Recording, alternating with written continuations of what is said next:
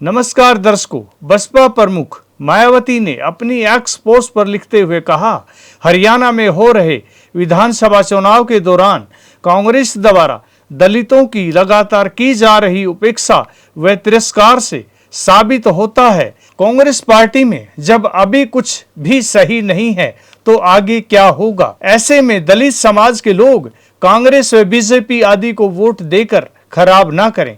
Baspa supremo Mayawati ने x post पर लिखते हुए आगे कहा, वैसे भी हमेशा आरक्षण का विरोधी रहे कांग्रेस के नेता अब आरक्षण को समय आने पर खत्म करने की बात कर रहे हैं। अतः दलित अपना वोट एक तरफा बीएसपी को ही दें, क्योंकि यही पार्टी उनके हित व कल्याण की सुरक्षा व संवैधानिक हक अधिकार दिलाकर उन्हें शासक बनाने के लिए लगातार संघर्षरत है। साथ ही जम्मू कश्मीर में दलित वर्ग के लोगों को वहां कांग्रेस, भाजपा व अन्य किसी भी गठबंधन आदि के झूठे वादे व अन्य बहकावे आदि में नहीं आना है। इसके लिए दलित विरोधी इतिहास को ध्यान में रखते हुए अपना कीमती वोट एक तरफा बीएसपी को ही दें, यही सभी से पुरजोर अपील की है। एक अन्य पोस्ट में मायावती ने कहा, कांग्रेस व राहुल गांधी की एससी, एसटी, ओबीसी आरक्षण नीति स्पष्ट नहीं है, बल्कि दोगली एवं छल कपट है। अपने देश में इनके वोट के लिए ये आरक्षण का समर्थन व इसे 50% से ऊपर बढ़ाने की वकालत करते तथा विदेश में जाकर इसके आरक्षण को खत्म करने की बात करते हैं। इनके इस दोहरे मापदंड से लोग सचेत रहें।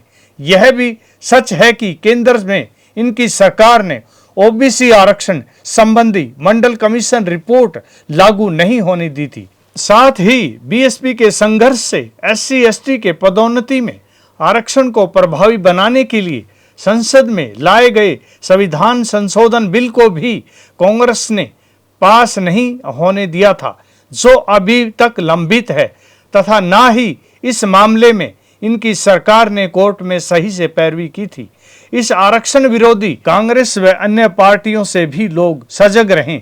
साथ ही केंद्र में रही कांग्रेसी सरकार द्वारा जातीय जनगणना नहीं करवाई थी। अब सत्ता से बाहर होने पर आवाज उठाना यह सब ढोंग नहीं तो और क्या है।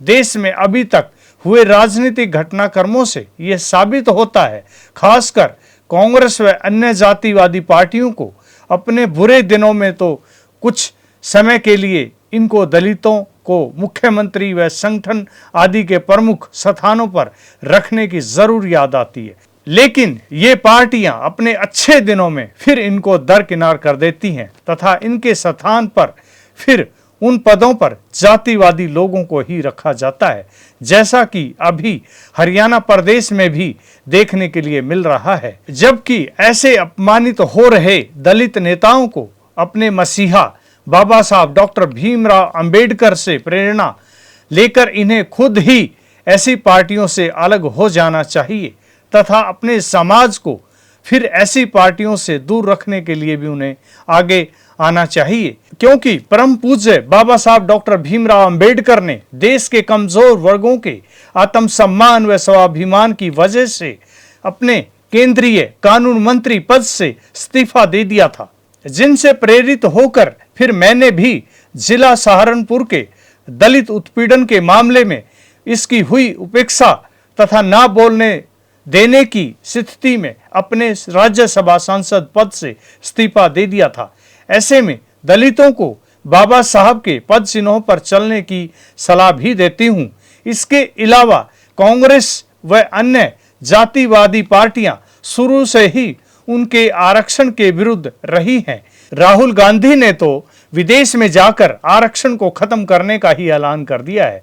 ऐसी संविधान विरोधी, आरक्षण विरोधी, एससी, एसटी और ओबीसी विरोधी पार्टियों से लोग जरूर सचेत रहें। बसपा प्रमुख मायावती की एक्स पोस्ट पर लिखी जानकारी को हमने आपके साथ साझा किया है। हमें भी ऐसा लगता है इसमें से बहुत कुछ जानकारी सत्य है, क्योंकि राहुल गांधी कहते कुछ और हैं और होता कुछ और है, क्योंकि इनकी राज्य में बहुत सारे राज्यों में सरकारें हैं वहां पर इनकी ऐसी कोई नीति नहीं है कि सभी जातियों को एक तरह का सम्मान व्यवहार किया जाए, सभी जातियों के हक अधिकार की बात की जाए। ये सिर्फ और सिर्फ सत्ता हथियाने का ही एजेंडा है। कभी वो कहते हैं कि एससी समाज का, बीसी समाज का मीडिया में कोई प्रतिनिधित्व नहीं है, फैक्ट्रियों में कोई प्रतिनिधित्व नहीं है, किसी अन्य संसाधनों में हिस्सेदारी नहीं है। ये हिस्सेदारी देना या हिस्सेदारी की बात करना ये सरासर हवाई बातें लगती हैं, क्योंकि हकीकत में अगर राहुल गांधी जी कुछ करना चाहते हैं तो जहां पर उनकी सरकारें चल रही हैं पहले वहां का सही में डाटा और पूरा आंकड़ों के साथ जनता के सामने रखें, ताकि जनता ये समझ पाए कि जिन राज्यों में इनकी कांग्रेस की सरकार है वहां पर सभी समुदाय के लोगों को बराबर का हक अधिकार दिया जा रहा है।